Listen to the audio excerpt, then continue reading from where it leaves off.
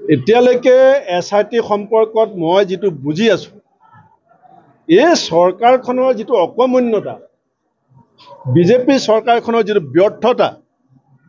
BJP সৰকাৰৰ যেটো syndicate ৰাজ আৰু দুৰ্নীতি অপশাসন এই কথাবিলাক ঢাকি ৰাখিবৰ কাৰণে যেনেকৈ কিতাপৰ ওপৰত এটা বেতুপাত থাকে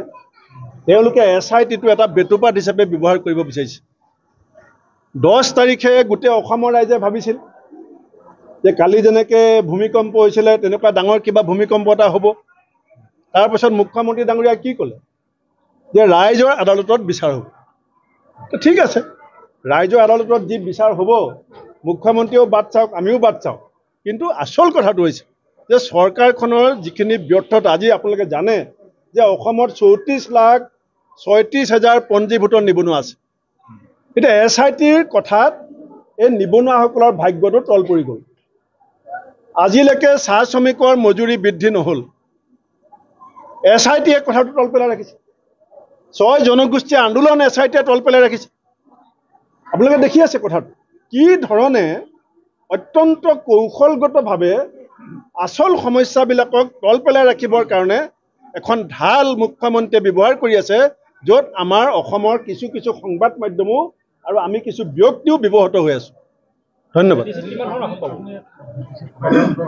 আসনৰ কথাটো মই এতিয়া প্ৰথম আজি অলপ দেৰি আগতে আহি গুৰেশ্বৰ পাইছো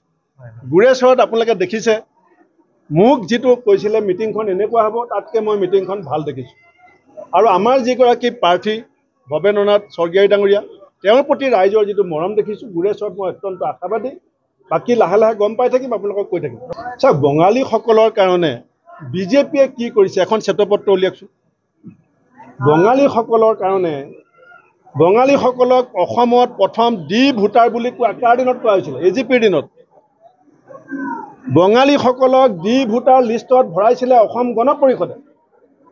আৰু এতিয়া সেই অসম গণ পৰিষদক বুকুচাত লৈ পেলাই বিজেপিয়ে চৰকাৰ চলাই আছে এই কথাটো আগতে আলোচনা হওক